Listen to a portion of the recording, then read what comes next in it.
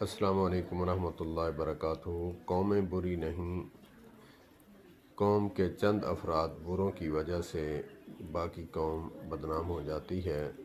اسی لیے چند افراد کی وجہ سے قوموں کو برا کہنا یہ غلط بات ہے۔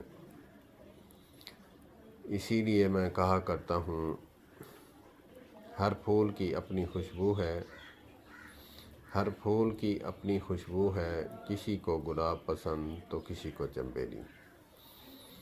جیسے مسالک میں مسلکی تعصب رکھنا یہ پاپ اور غلط ہے، بلکہ لعنت ہے۔ جو مسلکی تعصب میں گرفتار ہو جائے اس کا ایمان بھی نہیں رہتا، وہ پرواہ بھی نہیں کرتا۔